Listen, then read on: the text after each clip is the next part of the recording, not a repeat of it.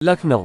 पूर्व निर्धारित कार्यक्रम के अनुसार राज्य कर्मचारी संयुक्त परिषद उत्तर प्रदेश के प्रांतीय नेतृत्व के निर्देशों के क्रम में लखनऊ के सरोजिनी नायडू पार्क स्थित कर्मचारी प्रेरणा स्थल पर 1 दिवसीय धरना प्रदर्शन करके जिला प्रशासन के माध्यम से मुख्यमंत्री एवं मुख्य सचिव को संयुक्त परिषद का 5 भागों में विभक्त ज्ञापन भेजा गया।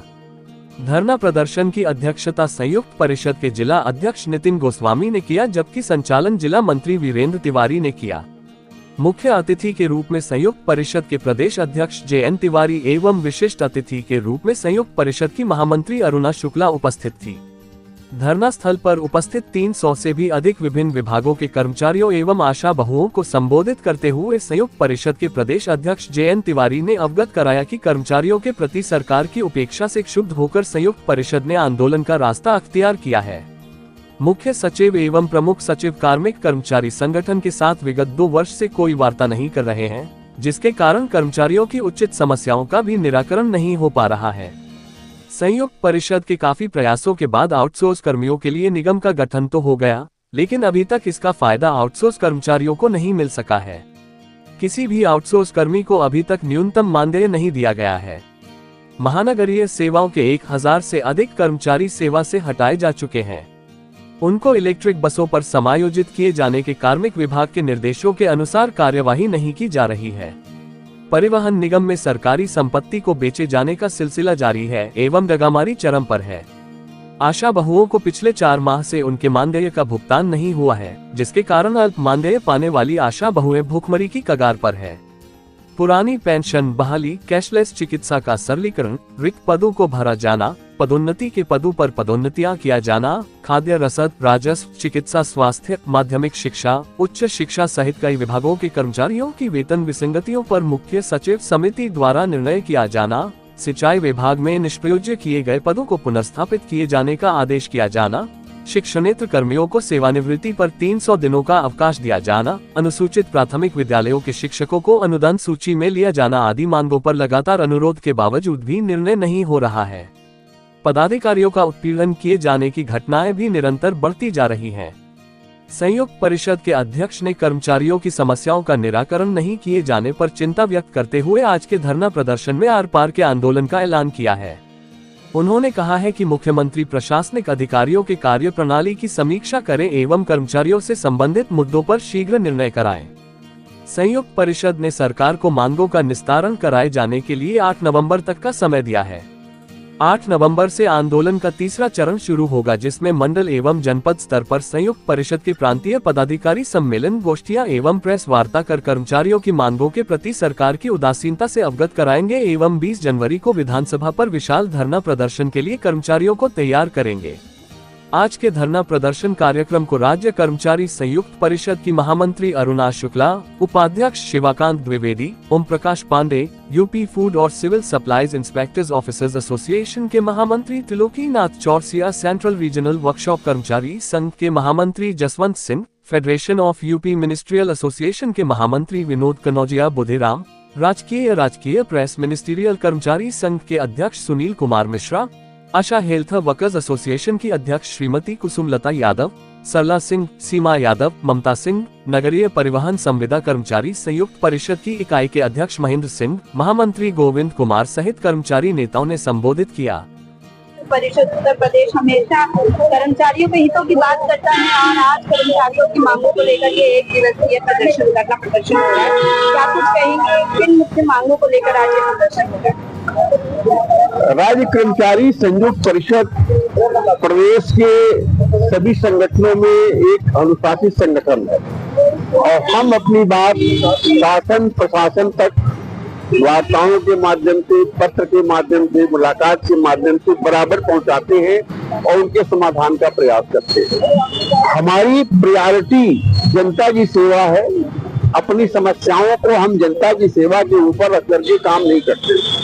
हम जनता की सेवाओं को करते हुए अपनी जो समस्याएं हैं उनके भी हल किए जाने की आशा करते हैं, उम्मीद करते हैं। लेकिन स्थिति आज ये बनी हुई है कि पिछले 1.5 साल से शासन के जो वरिष्ठ अधिकारी हैं वो संगठनों के साथ बात ही नहीं कर रहे। शासन से आदेश जरूर जारी हो जाते हैं। मुख्य सचिव ने कम से कम 4 आदेश जारी किए कि विभागीय संगठनों के अधिकारी संगठनों के साथ वार्ता करें, उनकी समस्याओं का निस्तारण करें और हर 15 दिन में वार्ता करें। लेकिन ताज्जुब है, आज हमें ये कहते हुए बड़ा दुख भी हो रहा है कि इस प्रजातंत्र की सरकार में, जो पूर्ण बहुमत से चुनी हुई सरकार है और माननीय मुख्यमंत्री योगी जी बहुत मेहनत करके प्रदेश को आगे ले जाने का काम कर रहे हैं, लेकिन उनके अधिकारी बिल्कुल निरंकुश है, कुछ भी सुनने को तैयार नहीं है। ये शासन पूरा प्रशासनिक अधिकारी अपनी उंगलियों पर घुमा रहा है, उससे चला रहा है। कारण क्या है कि अगले साल चुनाव है, चुनाव नजदीक आने वाला है और ये प्रशासनिक अमला पूरी तरह से इस बात में लगा हुआ है कि जितना ज्यादा से ज्यादा मैंडेट उनके खिलाफ किया जा सके उतना उसको करने का प्रयास कर रहा है। कर्मचारियों का बड़ा समूह, अगर आप समझिए कि वार्ताएं नहीं होंगी, समस्याओं का समाधान नहीं होगा। अगर हम आज प्रदेश बंद कर देते हैं, बंद हो जाएगा।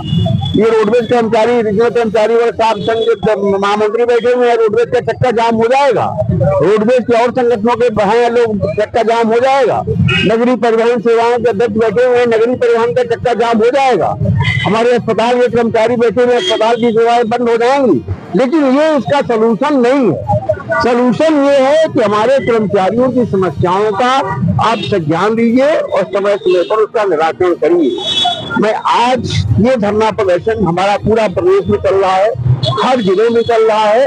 हर जिले में जिलाधिकारी के कार्यालय के सामने या जहाँ कहीं भी धरना स्थल निर्धारित है, वहाँ पर हमारे कर्मचारी एकत्रित होकर के धरना प्रदर्शन के माध्यम से, जिलाधिकारी के माध्यम से मुख्यमंत्री और मुख्य सचिव को ज्ञापन दे रहे हैं। इस ज्ञापन देने का एक ही अर्थ है कि माननीय मुख्यमंत्री जी से ध्यान लें, उनका जो तंत्र है, प्रशासनिक तंत्र है, उसको देखें कि क्या कर रहा है प्रशासनिक तंत्र। क्या प्रशासनिक तंत्र प्रजातांत्रिक ढांचे के ऊपर है? क्या आज प्रशासनिक कार्य प्रणाली जो है वो प्रशासन से ऊपर हो गई है? अगर ये स्थिति है तो कोर्ट को ये हस्तक्षेप नहीं करना पड़ता और कोर्ट ये कह रहा है कि जब प्रशासनिक नियंत्रण कोर्ट को करना पड़े तो ऐसे प्रजातंत्र में प्रश्न चिन्ह खड़ा होता है। और आज यही स्थिति आ गई है हमारे सामने।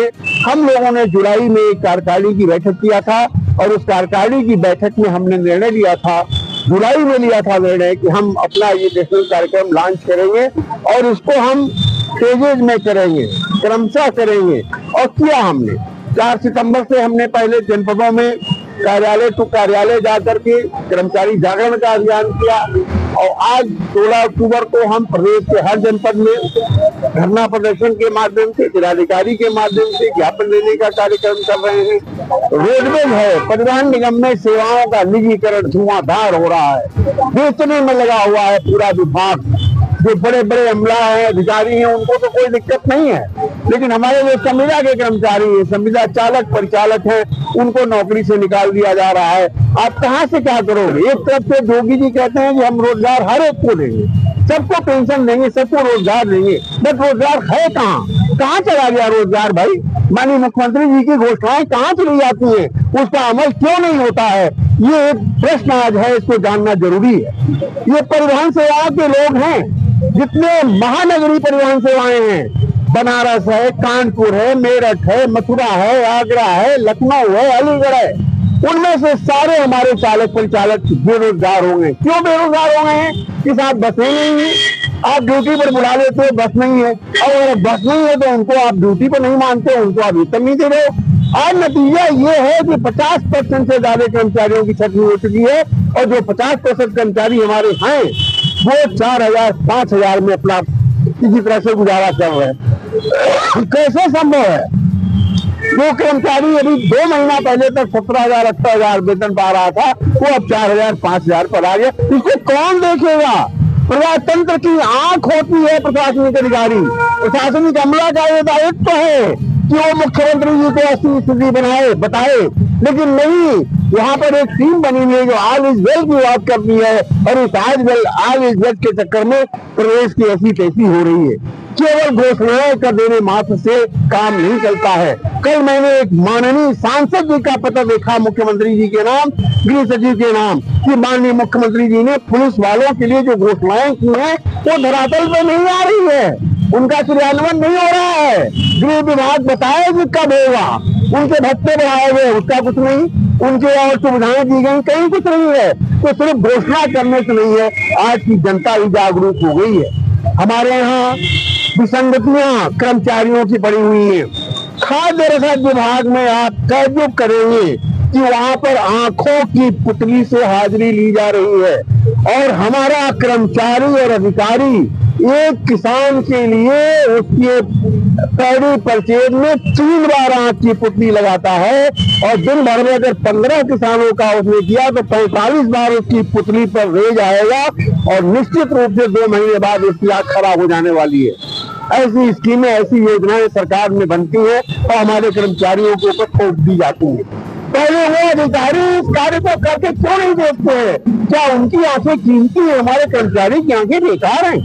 हमारी आशा बहुएं हैं, स्वास्थ्य विभाग की रीढ़ हैं। शासन प्रशासन समय समय पे कहता है कि बिना आशा बहुओं के काम नहीं कर सकता है। आशा बहुएं टीकाकरण से लेकर के और ग्राम पंचायत तक के सारे कामों में लगी हुई है।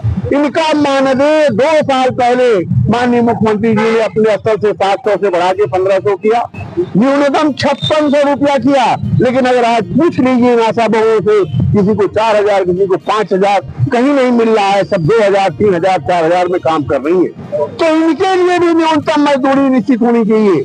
जो आउटसोर्स के लिए आपने नियम बनाया है, हमारी आशा बहुओं को भी आप 20,000 पर आकर के रखो।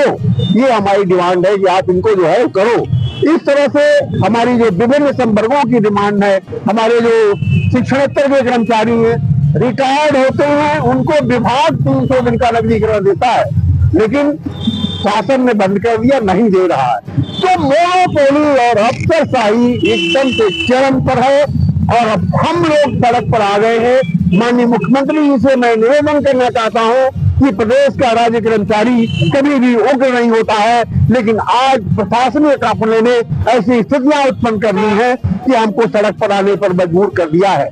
आज 16 अक्टूबर को एक सांकेतिक धरना प्रदर्शन के माध्यम से हम माननीय मुख्यमंत्री जी को, मुख्य सचिव को संदेश देना चाहते हैं कि कर्मचारियों की वेदना को सुनिए। कर्मचारी आपके अंग है, उनको इग्नोर मत करिए। अगर आप उनको इग्नोर करोगे तो आने वाले समय में आपको बहुत महंगी चीजें साबित होती